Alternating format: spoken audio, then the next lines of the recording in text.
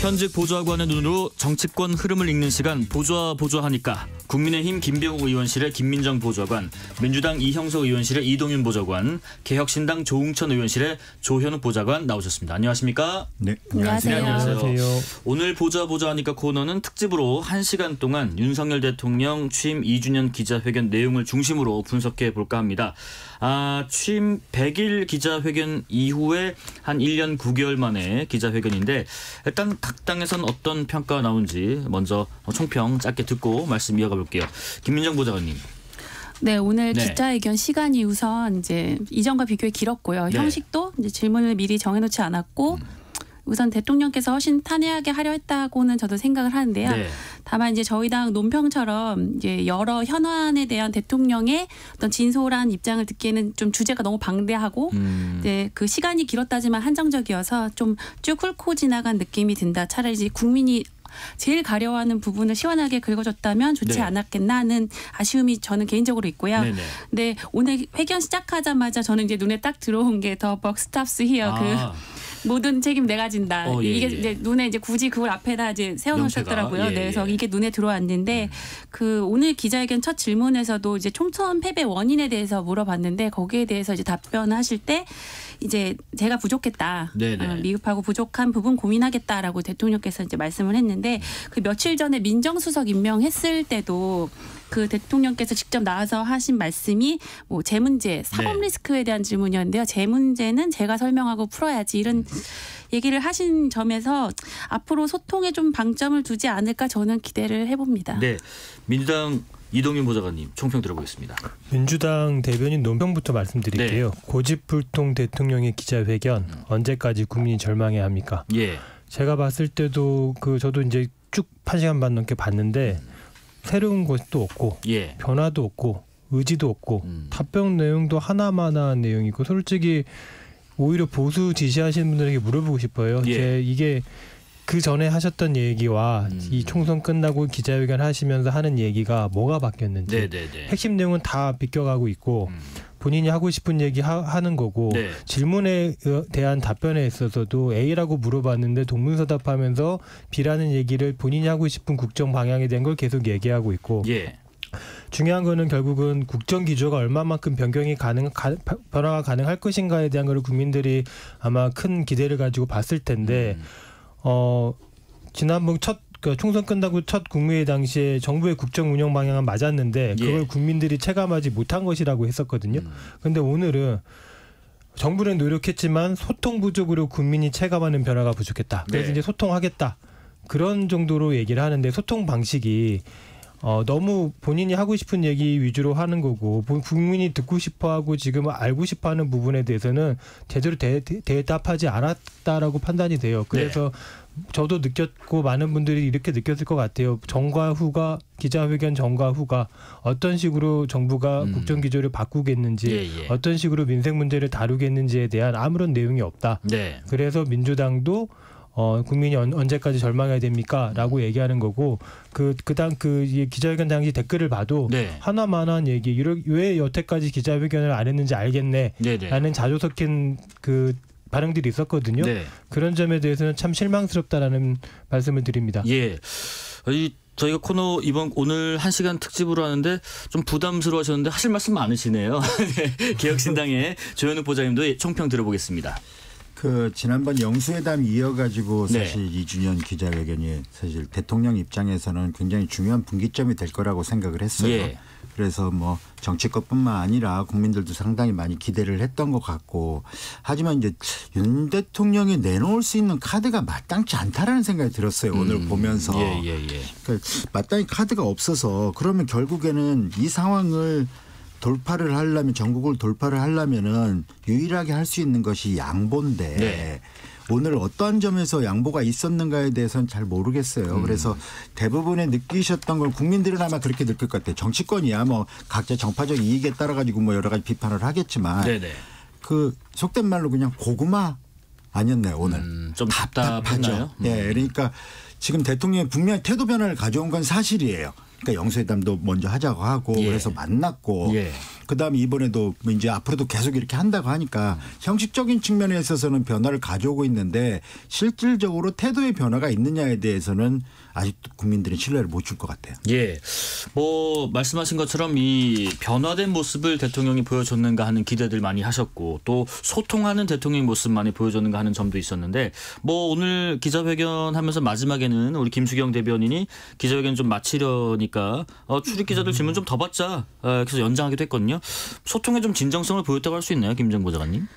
저는 오늘 일단 시작이라고 봅니다. 민주당에서는 고집불통이라고 하셨는데 사실 진짜 고집불통이었다면 회견 자체를 안 했을 거라고 봐요. 근데 저희 지난 총선 기간에 의정 갈등 관련해서 대통령 담화가 있었잖아요. 그러니까 그때와 비교했을 때 아까 조 보좌관이 말씀하셨듯이 저는 미세하게 오늘 다르다. 그러니까 좀 그때는 우리가 맞다, 우리 기존 변함없다, 좀 이런 게 좀 강한 느낌이었다면 그래도 오늘은 내 책임이 있다, 노력하겠다. 이런 점이 조금 보여서 저는 이제 오늘을 계기로 꼭 이런 오늘과 같은 기자회견 형식이 아니라 사실 이게 오늘 주제도 엄청 방대하고 기자들도 엄청 많았고 그렇죠.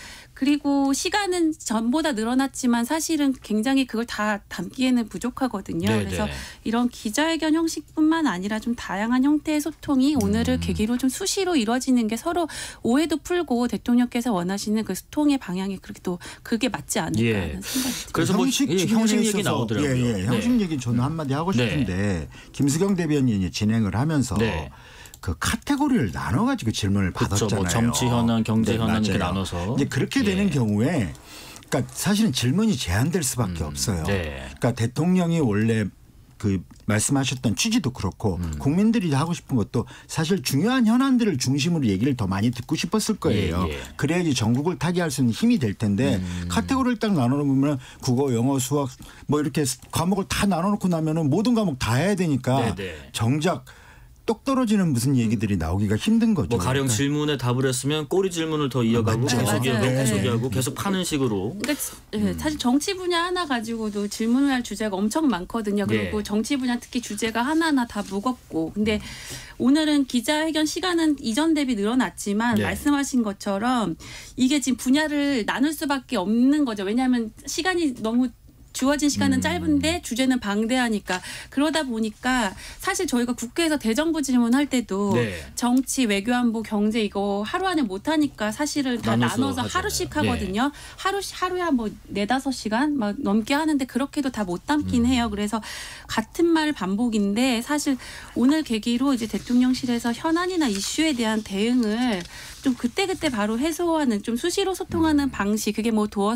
태핑이든 뭐든 이제 그런 식으로 좀 이렇게 전환하는 좀 계기로 삼았으면 좋겠다는 생각이 좀 듭니다. 7284님 섹시언은 있어도 디테일은 없더군요라는 문자도 주십니다. 이동입니다. 저도 같은 생각인데 주제 제한 없이 자유롭게 하자고 했는데 그게 안 됐거든요. 실제로. 그리고 이제 시간상 제약이 있기 때문에 그럴 수 있고 뭐 사전에 질문할 기자나 질문 내용에 대해서 어느 정도 조율이 있었을 거예요.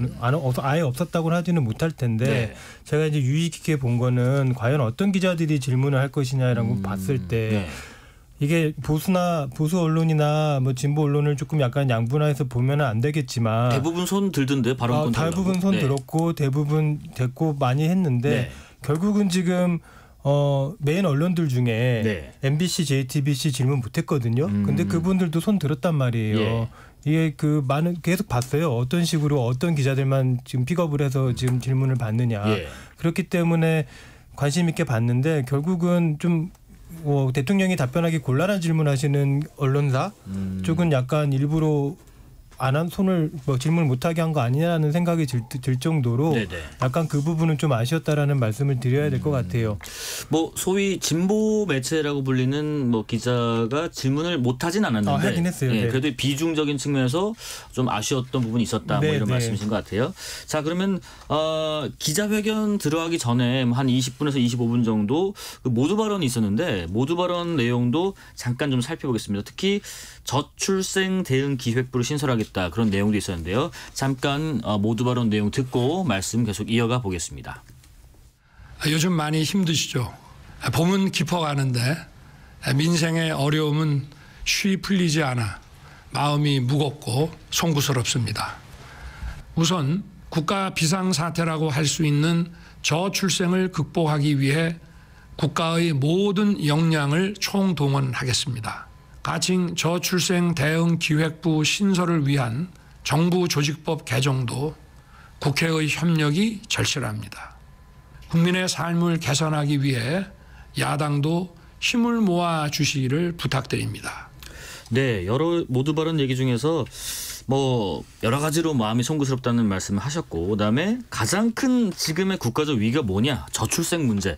여기 대해서는 뭐 대부분 동의하실 것 같은데, 지금도 그 저출산 고령 사회 위원회인가요? 있긴 하지만은 이게 뭐 예산권이랄지 뭐 정책 집행권이라는 게 없다 보니까 한계가 있는데, 조현욱 보좌관님, 부처가 이렇게 신설되면은 좀 실행력을 담보하는 정책이 추진될 수 있는 계제가 좀 있겠죠?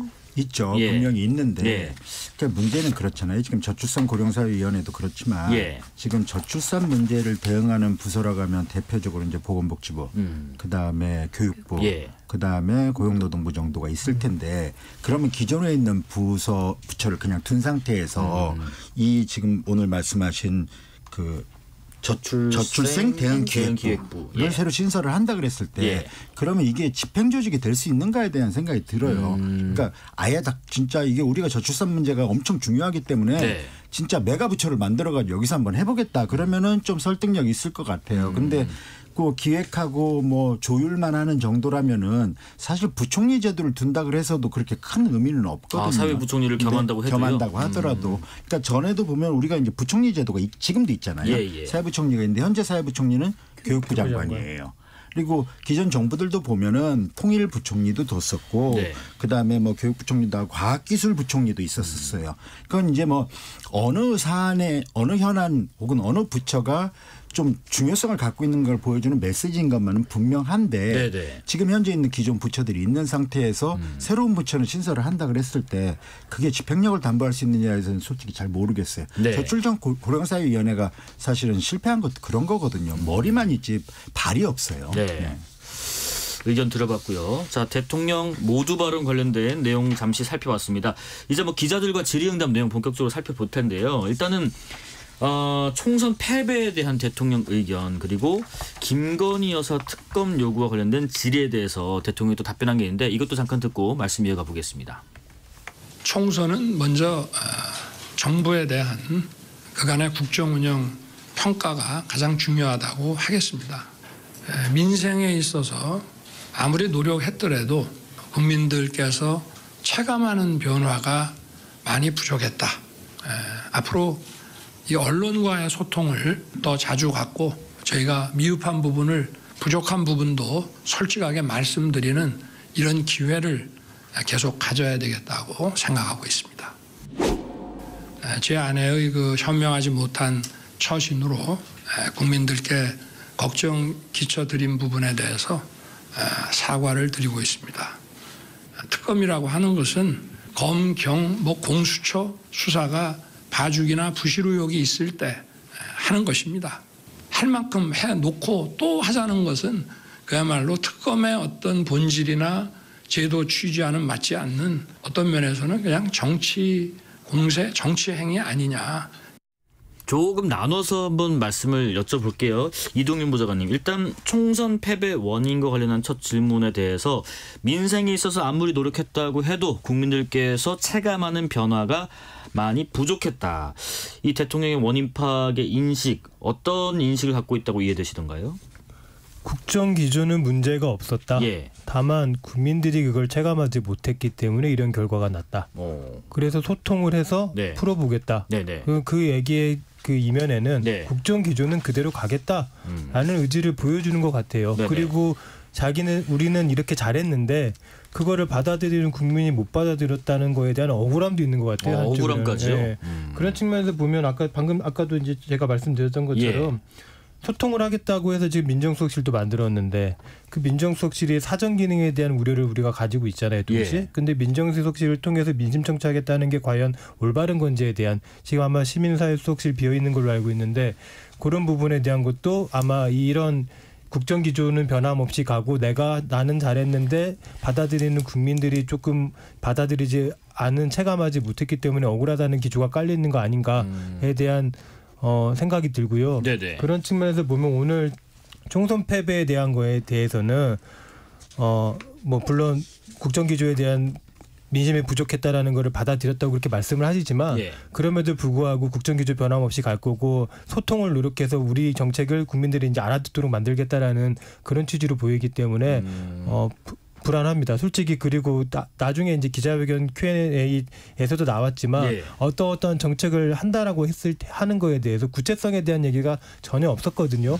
그런 측면에서 봤을 때는 아직까지도 총선 결과에 대한 거를 제대로 분석하지 못하고 또 그 다음 방향에 대한 것들을 준비하지 못하고 있는 거 아닌가라는 생각이 조금 불안하게 들고 있습니다. 어떠세요, 김민정 고자님? 나는 잘했는데 국민의 체감이 좀 덜했다. 약간 억울한 부분도 있다. 이렇게 해석하셨거든요. 저는 아무래도 직업이 보좌관이다 보니까 이런 정치적 메시지나 이런 담화문 나오면은 일단 텍스트를 다 이렇게 다 끊어서 분석을 하거든요. 근데 아까도 말씀드렸지만 좀 미세한 변화가 있었다가 첫 기자회견 시작하고 첫 질문이 총선 패배 원인에 대해서 물었을 때 뭐라고 말씀하셨냐면 국정 운영 평가를 받은 거다. 그리고 내 책임이다. 부족했다. 저는 이 부분이 결국은 이제 내 국정 운영 방향에 대해서 국민들이 이 총선의 결과로서 평가를 내린 거다라고 인식은 하고 계신 것 같아요. 다만 이제 아까 다들 말씀하시듯이 국정 방향이 맞느냐 틀리냐의 문제가 있는 거고 두 번째 국정 방향은 맞는데 이게 소통이 안 돼서 이거 오해를 하시는 건가. 근데 둘 다 답은 하나예요. 그때그때 풀어야 된다고 생각해요. 그러니까 어떤 사안에 대해서 그거를 뭐 언론 기자와 뭐 도어 스태핑을 하시든 아니면은 뭐 민정수석 새로 생겼는데 그 민정 기능을 통해서 민심을 청취하든 어쨌든 그런 쌍방향 소통을 통해서 그때그때 오해는 바로바로 푸는 게 이게 왜냐하면 우리도 어떤 관계에 있어서 인간관계에 있어서 오해가 생겼을 때 그걸 바로 풀지 않으면 나중에 이제 뭐 눈덩이가 되는 거잖아요. 그때는 실타래가 엉켜서 풀리기도 쉽지 않고 그래서 어떤 사안이나 이슈마다 좀 그때그때 소통을 통해서 풀어가고 또 여러 가지 의견을 쌍방향으로 듣게 되는 그런 좀 약간 소통의 방식이 좀 바뀌었으면 하는. 지금 김민정 부장님께서 약간 수능 국어 영역에 지문을 분석하실 때 딱딱 명쾌하게 좀 분석을 해주셨는데 조현욱 부장님. 아니 지금 들으시고 무슨 얘기인지 알아들으시겠어요? 완전 못 알아듣겠네요. 그러니까 왜 그러냐면은 참 답답한 게 총선 패배 왜 했는지 다 알아요. 알잖아요, 솔직히. 그러니까 2월 달에 그러면은 국정 운영은 잘했고 3월 달에 못했냐라는 거예요. 2월 달에 국민의힘 지지율이 올라갔었어요. 맞잖아요. 근데 3월 달에 급반전을 해가지고 떨어지기 시작했어요. 그때 세 가지였었잖아요. 김건희 여사 문제하고 그다음 두 번째 최상병 문제 관련해가지고 소위 런종섭 사태. 그리고 대파. 물가 문제. 이거 뻔히 다 알고 누구든지 다 지적하는 건데 그러니까 국민의힘 여당도 마찬가지고 대통령실도 그렇고 패배 원인 뻔히 알면서도 그 입에서 끊지도 못하는 거예요. 무슨 해리포터에 나오는 볼드모트도 아니고 왜 이름을 못 부르는 거예요. 그런 거라는 거죠. 그러니까 인정을 하고 그럼 거기서부터 출발을 하면 되는데 처음서부터 그런 거는 없는 것이냐 하고 국정운영 기조에 대한 평가다 이렇게 얘기하는 순간서부터 뭐 더 이상 진도가 안 나가는 거죠. 이동윤 부장님. 그 제가 그 대통령 말씀하시는 걸 보다가 하나 느낀 것 중에 하나가 이제 내 책임이 아니다라는 물론 잘못을 했기 때문에 평가 이렇게 됐지만 내 책임이 아니다라고 하는 그 이면에 들어있는 단어를 하나 본 게 국회는 정쟁이다. 그런 표현이 있었거든요. 국회에서 욕을 먹는 사람으로서 기분도 안 좋지만 국회에 당부한다면서 정쟁을 멈추고 민생을 위해 정부와 여야가 함께하는 것이 민심이다라고 대통령이 말씀하셨어요. 그래서 국회는 마치 정쟁하는 곳이라고 지금 전제를 내리고 말씀하셨는데 지금 국회가 정쟁하고 있는 주요 현안들에 대한 이슈가 누구 때문입니까? 뭐 때문입니까? 그거에 대한 그 정부가 지금 못하고 있는 부분, 정부가 국회가 만들어놓은 특검법이라든지 기타 등등 법안에서 거부하는 부분에 대한 거는 그 왜 그 국회가 이렇게까지 해서 만들어 왔는가에 대한 건 생각하지 않고 그 부분을 정쟁이라고 지금 폄하하고 있거든요. 그 부분에 대해서는 생각을 안 하면서 본인은 이렇게 얘기하면 과연 앞으로 협치가 되겠느냐에 대한 걱정이 앞섭니다. 세 분 총평 들어보니까 왜 이렇게 학원 1타 강사분들이 떠오르죠? 약간 오답 노트를 분석하시는 쪽으로 이동이 되셨고 또 약간 특징을 요약하시고 이제 지문을 여목저목 분석하시고 계속 이런 분석 좀 부탁드리고요. 또 하나 지금 나왔던 얘기 중에 하나가 야당에서 얘기되는 김건희 여사 특검법 수용 요구인데 일단 김건희 여사 관련 의혹에 대해서는 진행 중인 검찰 수사에 대해서 말을 아끼는 입장이었고 도이치모터스 주가 조작 의혹에 대해서는 지난 정부에서 봐주기 수사를 했다는 것이냐 되묻기도 했는데 일단 대통령의 어떤 답변에 대한 평가를 먼저 좀 들어보겠습니다. 조현욱 보좌관님. 변화가 없으세요. 변화가 문제에 없다. 대해서는 확실히 변화가 없는 것 같고 뭐 여러 번 지적들을 했지만 지난 정부에서 이미 다 했는데 이 얘기는 사실 별로 의미 없는 얘기잖아요. 당시 이제 중앙지검장 검찰총장을 하셨던 분이 현재 이제 대통령이니까 그러니까 뭐 지난 정부 탓을 하는 거는 온당치 않다고 생각을 하고 이해관계자고 연결돼 있는 분 아닙니까? 그래서 그거는 말이 안 된다고 생각을 하고 검찰 수사를 하고 있는데 그럼 특검을 해야 되냐 이 부분에 대해서는 일견 타당하기는 해요. 이게 만약에 보편적인 주장이라면 그러니까 저는 대통령 우리 국민들이 대통령한테 느끼는 답답함은 이런 거예요. 보편적 주장을 듣고 싶은 게 아니에요. 그러니까 수사를 진행 중인 사안에 대해 가지고 야당이 무조건 특검을 다 하자. 이것도 특검하고 저것도 특검하고 다 하자는 건 저는 온당치 않다고 생각을 해요. 하지만 대통령이 관련돼 있는 사안이잖아요. 이를테면은 가족이나 친인척에 관련돼 있는 사항이라든가 대통령실 최상병 문제 같은 경우에는 대통령실이 관련돼 있는 문제잖아요. 그런 경우에는 오해를 사지 않기 위해서라도 특검에 대해서 긍정적으로 생각을 해야 된다라는 거예요. 일반론적인 접근으로는 안 된다라는 거예요. 근데 이제 김민정 원장 이런 얘기도 했습니다. 제 아내의 현명하지 못한 처신으로 국민들께 걱정 끼쳐드린 부분에 대해서 사과를 드리고 있습니다라고 했는데 뭐 여러 가지 해석들이 있더라고요. 사과를 드리고 있다라는 것이 사과한다와 다른 의미냐. 또 하나가 그럼 그동안은 뭐 부족했다랄지 좀 아쉬웠다랄지 송구했다랄지 이런 표현인데 사과라는 표현은 또 처음 나왔으니 의미가 진한 거 아니냐. 어떤 평가를 내리시겠어요? 그러니까 오늘 그 김건희 여사 사건에 대해서는 이제 사과를 한다고 하는 부분이 이제 언론에서도 부각돼서 나왔는데 이게 이제 재차 나온 거죠. 오늘 처음 나온 건 아니고 그때 KBS에서도 한번 그렇게 얘기했고 오늘 또 재차 사과를 하신 건데 사실 누구든 뭐 자기 가족에 대해서 이야기하기는 좀 쉽지 않지 아무리 대통령이라고 하더라도요. 그래서 일단 대통령이 그 문제 자체에 있어서는 일단 이제 이런 좀 몸을 낮추면서 송구하다 사과하는 방식으로 얘기를 했는데 어쨌든 말씀하신 것처럼 뭐 그게 보편적 주장으로는 맞다라고 하실지라도 어쨌든 검찰 수사에 대해서는 대통령이 발언이 뭐 수사의 방향이라든가 어떤 그런 가이드라인이 된다거나 뭐 영향을 줄 수도 있기 때문에 뭐 김 여사의 처신에 대해서는 사과를 했으나 특검에 있어서는 좀 모순이라고 지적한 걸로. 이동희 보좌님 사과라는 표현을 정확히 쓰고 안 쓰고의 뉘앙스 차이가 큰가요? 그렇죠. 사과합니다. 송구스럽게 생각합니다. 저희가 이제 뭐 이거 뭐 좀 다른 얘기지만 정부하고 이제 법안 검토를 할 때 정부가 반대 의견을 내진 않아요. 반대라고 안 써요. 신중 검토라고 쓰지. 그런 식으로 약간 애둘러서 표현을 하는 건데 지금 대통령도 사과를 드리고 있습니다. 사과합니다가 아니잖아요.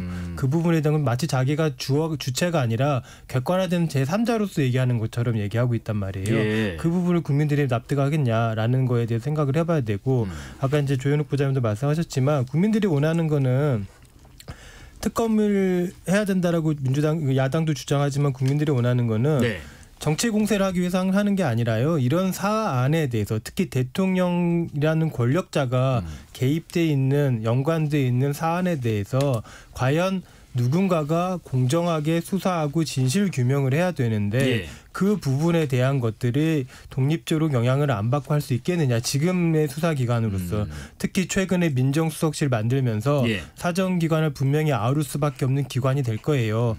그런 측면에서 보면은 경찰이든 검찰이든 공수처든 제대로 수사가 될 거냐에 대한 우려가 있는 거고요. 그런 측면에서 특검을 무조건 저희도 수사가 제대로 진행돼서 독립적으로 진행돼서 진실이 규명되면 좋겠어요. 그런데 그게 안 될 것 같다는 우려들이 보이기 때문에 특검 얘기를 하는 거라는 점을 좀 알고 계셨으면 좋겠다는 생각을 합니다. 다음 내용은 일단 최상병 순직 사건 관련인데요. 또 이제 야당이 추진하는 특검법 관련된 질의에 대한 답변도 있었는데 일단 답변 듣고 이야기 나누면서 중간에 끊기더라도 계속 이어가 볼 수 있도록 하겠습니다. 우선은 대통령께서 최상병 사건 특검법 관련된 질의에 대한 답을 한 내용 잠깐 좀 들어보겠습니다. 어떻게 이 사건을 대충 할 수가 있겠으며 어떤 진실을 왜곡해서 책임 있는 사람을 봐주고 책임이 없는 사람 또는 책임이 약한 사람한테 모든 거를 뒤집어 씌우고 이런 것 자체가 저는 가능하지 않다고 생각합니다. 만약에 국민들께서 이거는 봐주기 의혹이 있다, 납득이 안 된다라고 하시면은 그때는 제가 특검하자고 먼저 주장을 하겠습니다.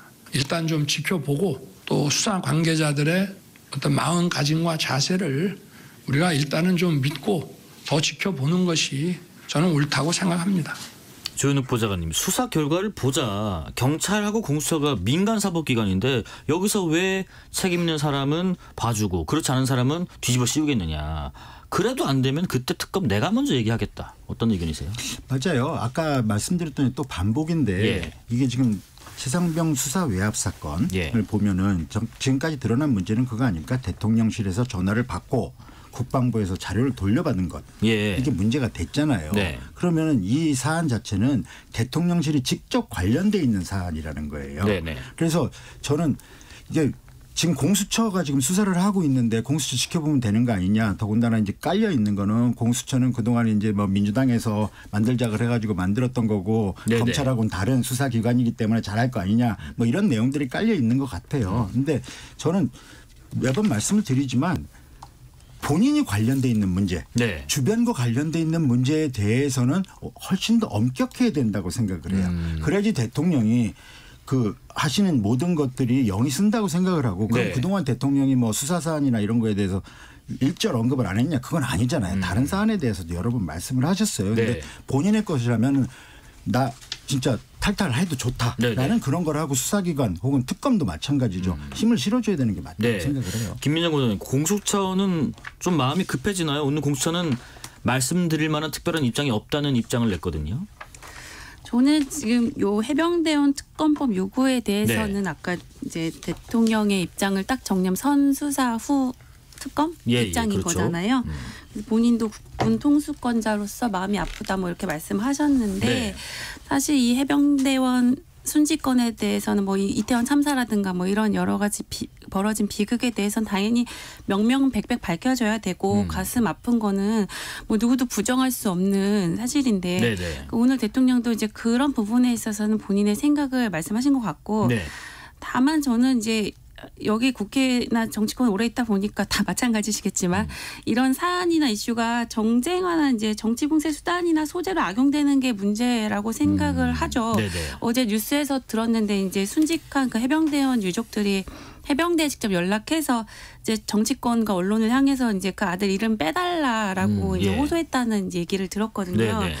결국 근데 계속 이제 저도 지금 해병대 순직권이라고 하는데 최상병이라는 게 입이 붙었잖아요. 근데 사실 이런 비극적인 일들이 정쟁화될수록 상처받는 거는 결국 유족인데 이거는 사실 여야 다 떠나가지고 좀 정치권이 좀 깨닫고 사실은 이게 정쟁을 위한 특검이 아니라 진실을 위한 특검이었으면 정말 차라리 그랬으면 좋겠다는 저희 솔직히 제 심정은 그래요. 네네.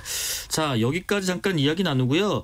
할 얘기가 많습니다. 잠깐 실시간 교통정보 듣고 말씀 계속 이어가 볼게요. 교통정보센터 김민희 리포터 나와주세요. 네, 사고가 잇따랐던 도로 위로 퇴근 정체가 빠르게 늘고 있습니다. 수도권 제일순환고속도로 구리에서 판교 쪽으로 하남분기점 부근 4, 5차로에서는 사고가 났는데요. 이 때문에 하남분기점에서 광암터널 사이 정체가 더 심해져 있습니다. 중앙고속도로 부산 쪽으로 남한동 부근에서는 작업 여파받아 차량들 서행하고요. 이후 다부터널 1차로에서도 사고가 나면서 이 일대 2km 구간에서 정체입니다. 그 후로는 대동요금소에서 삼락 사이로 교통량이 많습니다. 호남고속도로 순천 쪽으로 고서분기점 부근 2차로에서도 사고를 처리하고 있습니다. 서울시내 내부순환로 성산대교 쪽으로 월곡램프를 앞두고 3차로에는 고장난 차가 서 있고요. 정체는 마장램프부터 홍은램프까지 긴 구간에서 이어지고 있습니다. 이후 서부간선 지하도로 일찍 방면으로 성산대교 남단에서 진입하자마자 2차로에서도 사고가 났는데요. 성산대교 북단부터 정체 심해져 있습니다. KBS 교통정보센터였습니다. 퇴근길, 당신과 함께 읽는 세상 이야기. KBS 1라디오 뉴스레터 K. 네, 보자 하니까 김민정, 이동윤, 조현욱 보좌관님들과 함께 대통령 취임 2주년 기자회견에 대해서 깊이 있는 분석을 해보고 있습니다. 앞서 최상병 특검 관련해서 이동윤 보좌관님 의견도 좀 들어볼게요. 일단은 그 최상병 건에 대해서 이제 가장 마음이 아프신 분은 일단 당사 부모님, 네네. 그리고 전우를 잃은 해병 대원들이잖아요. 네. 거기다 추가로 더한다면 상관을 수사 대상에 올릴 정도로 해병대 수사대에서 수사를 했는데 그게 지금 백당한 거잖아요. 지금 뭐 어쨌든 대통령실이 개입한 거라고 지금 보여지지만 진상 규명은 안 됐지만 네네. 그런 측면에서 접근을 해야 되기 때문에 물론 수사가 정상적으로 진행돼서 가야 되는 거는 특검 이전에 됐으면 좋겠는데 네. 그게 안 되는 정황들과 다양한 지금 내용들이 나오고 있는 상황에서 네. 그 억울함이 이대로 가면은 시간이 지나면서 계속 누적된다는 측면에서 봤을 때는 특검은 가야 된다라고 저는 생각을 하고 그래서 이번에 민주당이 특검을 밀어붙였다라고 생각을 해요. 예. 다음 주제 넘어갈까요? 아니 저도 한마디만 드리면 저는 그러니까 그 자체가 특검에 대해서 만약에 문제를 실질적으로 해결하는 게 목적이라면은 그 해병대원 특검법뿐만 아니고 민주당이 저렇게 특검법을 산발적으로 낼 수가 없다고 생각하거든요. 하나하나 다 덩이가 크단 말이에요. 그래서 특검법도 그렇고 쟁점이 큰 민생 관련법도 결국은 그렇게 다수 의석으로 밀어붙이고 그걸 받아들이는 입장에서는 거부권을 행사할 수밖에 없는 구도를 만드는 거죠. 근데 그런 구도가 문제라고 보거든요. 예. 그 부분에 대해서도 민주당이 좀 생각을 전향적으로 했으면 좋겠다는 바람이고요. 오늘 기자회견에서는 또 이 얘기도 나왔습니다. 한동훈 전 국민의힘 비상대책위원장에 대한 언급이 꽤 있었는데 그 내용도 잠깐 들어보죠. 한동훈 위원장은 정치 입문 기간은 짧지만 총선을 또 지휘했기 때문에 이제 정치인으로서 확고하게 자리매김을 했다고 저는 생각합니다. 그래서 앞으로 그 정치인으로서의 길을 잘 걸어 나갈 것이라고 생각합니다. 아니 저와 뭐 20년이 넘도록 이렇게 교분을 맺어온 한동훈 위원장을 언제든지 만날 것이고요. 아마 선거 이후에 본인도 많이 좀 지치고 또 재충전이 필요한 것 같아서 부담을 안 주고 기다리는 것이 맞지 않나 이렇게 생각을 해서 있습니다만은 언제든지 뭐 식사도 하고 만나게 될 것이라고 말씀드리겠습니다. 조현욱 보좌관님 이렇게 좀 여쭤볼게요. 일단 한동훈 전 비대위원장에 대해서는 오해는 바로 풀었고 기다리겠다. 언제든지 만나겠다. 조국 대표나 이준석 대표의 만남 의향에 대해서는 끈기나 인내, 신뢰, 성의가 필요하고 어떤 정치인도 선을 긋지 않고 열어놓겠다. 한 전 위원장하고 다른 두 분에 대한 만남에 대해서 사뭇 다른 분위기인가요? 변함없어요. 왜냐하면은 잘 아시겠지만 한동훈 위원장과 윤석열 대통령 이제 소위 유난 갈등 첫 번째 갈등을 한번 돌이켜 보시면은 그때 원인은 김건희여서였어요. 김건희여서 문제가 해결되지 않는 이상에 한동훈 위원장과 윤석열 대통령 사이의 정치적 갈등은 해결되지 않을 거라고 봐요. 왜냐하면 거기서 물러서는 순간에 한동훈 위원장은 얻는 게 아무것도 없어요. 정치인으로서. 현재 그런 상황인 거고. 그러니까 저는 뭐 여러 기대들을 뭐 하고 뭐 같이 화합하고 지냈으면 좋겠다라고 생각들 하실지 모르겠지만 그 걸림돌이 없어지지 않는 이상에 이미 그 갈등은 이제 고착화됐다라고 보는 거고요. 그다음에 지난번에 이제 뭐 나머지 이제 그 조국 대표나 이준석 대표 만남 같은 경우에는 영수회담의 연장선상이라고 봐요. 그리고 지금 한번 만났는데 그 상태로만 끝나지는 않을 거예요. 그러니까 뭐 다자회담 같은 형식의 그 다자회동 같은 걸 하겠죠. 그러니까 뭐 야당도 다 부르고 여당도 부르고 해가지고 만남 자리에 교섭단체는 아니지만 비교섭단체 의 대표들도 함께 자리할 수 있을 거라고 봐요. 그거는 이제 조금은 저는 그건 긍정적으로 봐요. 협치의 노력인지 소통의 노력인지 뭐 평가에 다르겠지만 대통령이 조금이라도 좀 한 발짝 나가고 있다라는 거는 좀 긍정적으로 보고 있어요. 지금 뭐 한동훈 전 비대위원장 얘기 나온 김에 지금 그 등판설 계속 나옵니다. 황우여 현 비대위원장이 전당대회 시기가 6말 7초, 6월 말에서 7월 초보다 좀 늦을 수 있다. 이러다 보니까 이것이 한동훈 전 위원장의 등판을 염두에 둔 것인가 싶은데 김민정 부장님 정말 그런지 안철수 의원은요. 8월 전당대회에 늦습니다. 당분간 한 전 위원장은 물러나 있어야 됩니다. 이렇게 얘기하긴 했거든요. 그 8월이 뭐 8월 초인지 중순일지 말일지는 예. 모르는 거라서 민주당이 지금 8월에 하는 걸로 알고 있는데 민주당보다는 일단은 먼저 앞서하지 않을까 싶고요. 네. 일단 황우여 비대위원장의 발언의 그 배경을 보면은 그분의 말씀이 또 뭐 완전히 뭐 앞뒤가 안 맞고 억지스러운 건 아니에요. 왜냐하면 당원 당규상 전대 준비하는데 물리적인 시간이 소요되고 네. 또 전대 룰까지 다뤄야 하는데 이게 토론하는 과정이 이게 단칼에 결론이 나는 문제가 아니잖아요. 그래서 지금 벌써 5월 중순에 돌입했는데 네네. 6월 말 7월 초라고 하면 이제 한 달 좀 넘게 남은 건데 아직 비대위원도 인선이 안 됐단 말이죠. 지금 저희 오늘 원내대표 추경호 의원님 원내대표 선출됐는데 예. 이제 신임 원내대표랑 같이 이제 비대위원 뭐 인선 등 뭐 이런 걸 논의할 텐데 그러니까 아직 비대위가 꾸려지지 않은 상황이란 말이에요. 네. 위원장 말고는. 그래서 네. 여러 상황 고려했을 때 넉넉하게 시간을 갖는 것이 위원장 입장에서는 위원장이 누구든 나쁠 게 없다. 그래서 민주당 전대가 8월인데 그보단 뒤로 가지는 않을 것 같고요. 근데 제 생각으로는 예.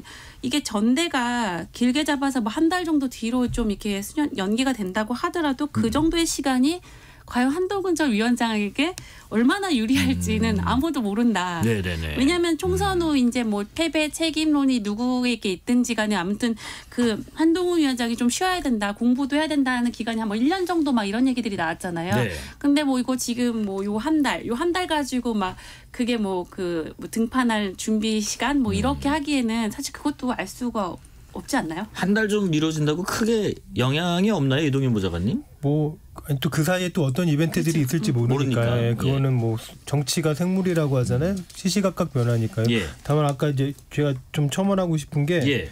아까 이제 대통령과 한동훈 위원장은 관계 회복 부분인데 저는 오히려 제3자 입장에서 보면 예. 정부가 지금 윤석열 대통령의 정부가 이렇게 계속 간다면 오히려 한동훈 위원장이 손절하지 않을까. 왜요? 어느 순간 네. 정치적으로 어쨌든 지금 대통령의 이런 국정기조 유지에 대한 게 지금 대통령 지지율도 낮잖아요.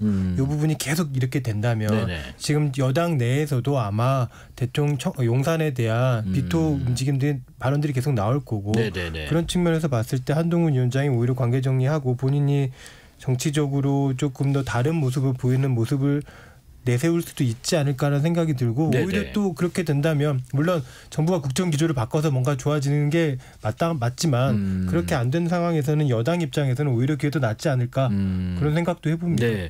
오늘 뭐 주제와 시간 제한이 있어서 그런지 몰라도 이 질문은 안 나왔더라고요. 최근 그 논란됐던 윤 대통령과 이재명 대표의 회담에서 비선 라인이 작동해서 물밑 조율을 했다. 이런 부분에 대해서 그런 질문이 나오지는 않았는데 기자회견에서 일단 조현욱 보좌관님 여러 방면에서 뭐 공식적이든 비공식적이든 보좌진 입장에서 물밑 조율 같은 거 많이 해보셨을 것 같은데 뭐 이쪽 방에 계신 분들하고도 얘기도 해보고 저쪽 방도 얘기해보고 근데 이제 그런 입장에서 보셨을 때 비선이 톡톡한 역할을 했을 때와 비선이 논란이 됐을 때는 어떻게 다른 건가요?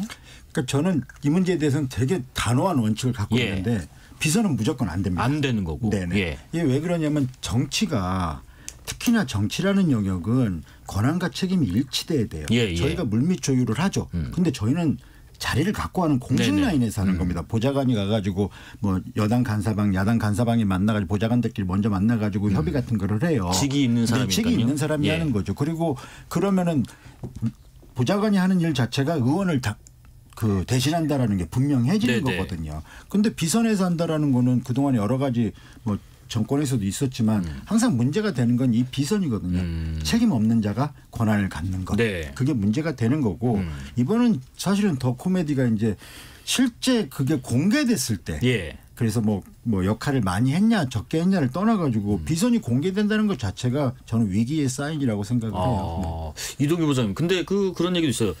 실명이었고 내용이 너무 구체적이었다. 그래서 이 내용적인 측면에서 실제 이런 비선 역할을 한 것 아니냐 뭐 그런 얘기가 있거든요. 실제로 지금 이게 논란이 두 교수님들이 인터뷰를 한 다음에 논란이 되니까 대통령실도 그렇고 저희 이재명 대표 측에서도 그렇고 비밀 접촉 없었다. 네. 비서실장과 정무수석이 논의한 거다라고 이제 어쨌든 얘기는 하시는데 네네. 이분들이 말씀한 인터뷰 이분들이 또 그 전 직책들이 있잖아요. 네. 그런 그분들이 그냥 아무 생각 없이 이런 얘기를 하시진 않았을 거 아니에요. 어쨌든 연결을 뭔가는 그 과정에서 뭔가 역할을 했을 거고 뭔가를 뭐 조율을 했을 거고 네네. 그 내용에 대한 것들도 듣고 알고 계시는데 저는 아쉬운 게 네. 이분들이 굳이 이거를 어떤 측면에서 이제 인터뷰를 했는지는 모르겠지만 이렇게 이게 오픈을 하면서 더 대통령실도 그렇고 이재명 대표도 그렇고 또 이제 약간 대화기 그 빛이 바랬다라는 거 그리고 앞으로 이제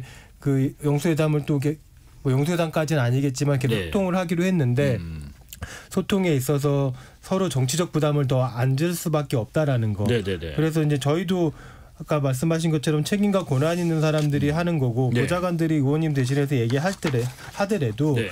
그 저희 역할이 딱 정해지면 그거 이상으로는 안 하고 빠지는 겁니다. 그리고 거기에 대해서는 언급하지 않는 거예요. 어차피 네네. 정치 행위자들이 하는 거기 때문에 그랬어야 되는데 네. 이분들이 본인들이 역할을 했다고 하는 거를 이렇게 세세하게 예민하고 내밀한 내용까지 나오면서 약간 그분들 입장에서는 그분들이 뭔가 역할을 한 거에 대한 공이 빛을 잃은 거고 밖으로 보기에는 약간 정치적 부담을 아는 거고 그런 측면에서 조금 아쉽다고 생각합니다. 저는 좀 이게 동의하기 좀 힘든 게 네. 무슨 공을 세웠어요? 나 진짜 궁금한데. 이분들의 말씀에 따르면 그분들의 말씀. 풍성한 말잔치는 있었어요. 예. 그러니까 뭐 이러이러한 내용들이 오고 갔다는 얘기 있었는데 네. 실제로 그러면은 영수회담에서 뭐가 조율된 내용이 있네 거기에 대해서 아무것도 없어요 사실은. 네. 이 두 분의 만남이라는 거는. 그러니까 저는 어떤 만남 자체에 기여했다는 만남 자체에 기여했다는 측면에서를 제가 말씀드리는 겁니다. 네, 김민정 보좌관님은 문제가 크다 아니면 개인들의 다소 과장된 행동에 불과하다 어떻게 보세요?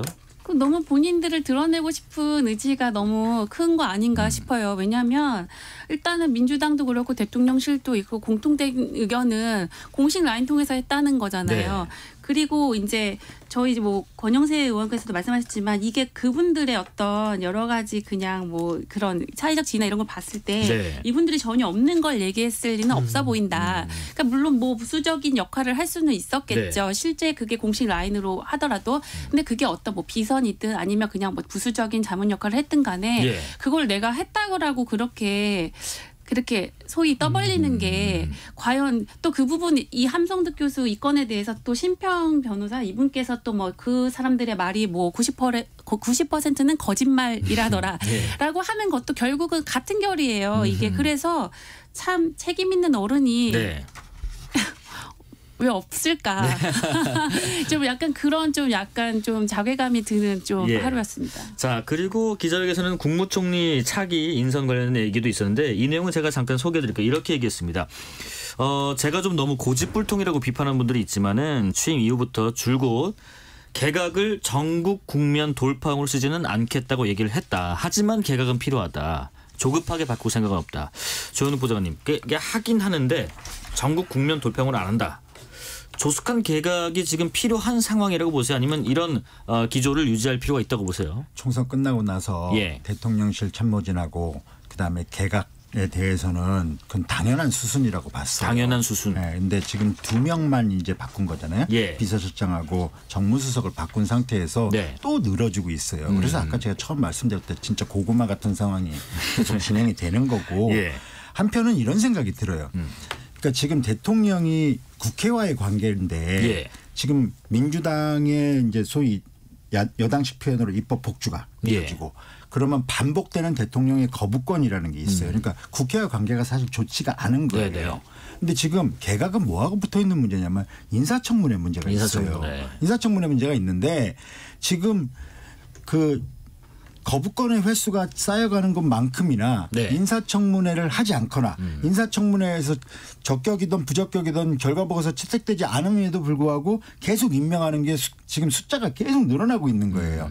이번에 개각을 한다고 하더라도 뭐 그래서 야당에서 이분은 안 되겠습니다. 부적격입니다. 얘기한다고 임명 안 할 거 아니거든요. 또 이 상황이 될 거라는 거예요. 그러니까 그 부분이 굉장히 부담스럽겠죠. 대통령 입장에서.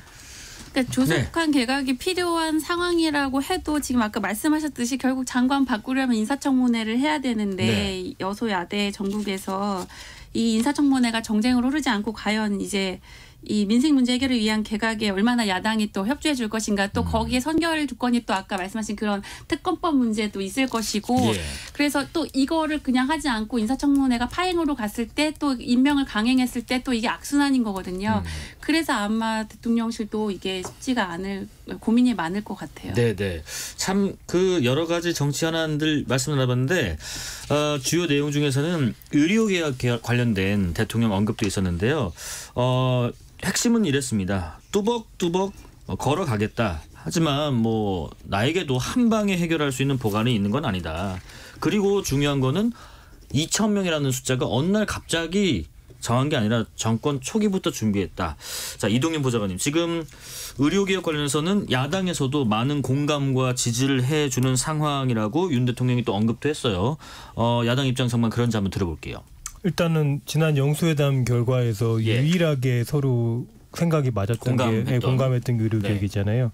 근데 이제 저희도 정치적으로 부담은 있죠. 지금 이게 정부하고 의료계하고 너무 팽팽하게 가고 있거든요. 이게 되게 오래된 상황이고 이게 정부가 일단은 그 대학들의 건의를 받아서 2,000명 내에서 자율적으로 한다라고 한번 물러서긴 했지만 의료계는 원안을 지금 다시 뒤집어라라고 계속 얘기하고 있는 상황에서 정부도 더 이상 출구 전략이 없는 상황이에요. 제가 봤을 때는. 그리고 이게 그 집단 간에 정부와 그 의료계 간에 자존심 문제로 지금 번지고 있는데 문제는 이게 길어지면서 국민의 의료 문제가 지금 크게 부각이 되고 있어요.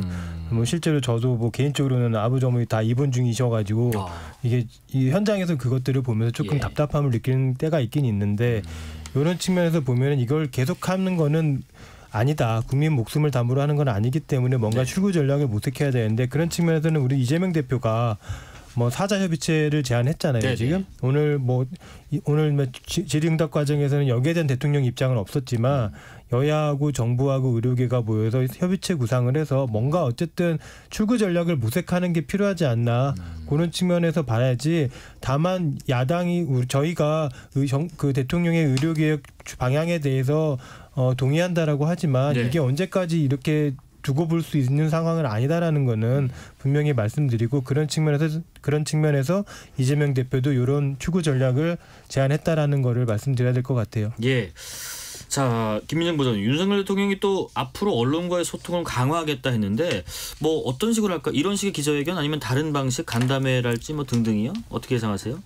글쎄요. 저 아까 앞에서 계속 누차 말씀을 드렸듯이 이제 오늘은 시작이고 이걸 계기로 지금 오늘 여러 가지 기자회견이 어떤 물리적으로나 여러 가지 또 이렇게 한계들이 보여지는 게 있잖아요. 주제는 방대한데 다 담기는 어렵고 그래서 어떤 그 사안마다 좀 뭐 쪼개서 하든 그게 도어 스태핑이든 아니면 말씀하신 현장 간담회를 하든 그 부분에 있어서 지금 이제 비서실장도 바뀌셨고 이제 정무수석 또 이제 새로 오셨으니까 여러 가지 그런 또 이제 민정수석실도 새로 생겼으니까 고민을 하지 않을까 생각이 듭니다. 조현욱 보좌관님, 나라면 그 현장에서 이 얘기를 이렇게 질문했겠다 하는 부분 있으세요? 참 답답해요. 그러니까 왜냐하면 아까 그 질문 여기부터 좀 답변을 좀 드리고 그 말씀을 드릴게요. 그러니까 대통령의 소통 방식은 지금 머릿속에 있는 건 딱 하나밖에 없어요. 민생토론회. 그러니까 원래 민생토론회가 어떻게 시작된 거냐면은 대통령이 부처별 업무 보고를 받는 걸 대체하기 위해서 시작했어요. 10번에서 12번을 하기로 원래 대통령실 발표를 했었었고 근데 지금 벌써 몇 번 했냐면 24번을 했어요. 그리고 오늘 이 기자회견 끝나고 나서 또 발표를 하는 게 이제 민생토론회를 열심히 하겠습니다. 홍보를 잘 못해서 그렇습니다. 이런 거거든요. 그러니까 물어봤어야 되는 가장 핵심은 태도의 변화예요. 그러니까 하지 말라는 것만 하는 거잖아요. 지금. 시간이 다 돼버렸네요. 4857님, 국민 목소리에 마음을 새겨야 됩니다. 초심으로 돌아가야 합니다. 기다려보겠습니다. 하십니다. 여기까지 말씀 듣겠습니다. 지금까지 국민의힘 김병욱 의원실의 김민정 보좌관, 민주당 이형석 의원실의 이동윤 보좌관, 개혁신당 조응천 의원실의 조현욱 보좌관이었습니다. 고맙습니다. 감사합니다. 감사합니다. 6시에 2부 이어가겠습니다.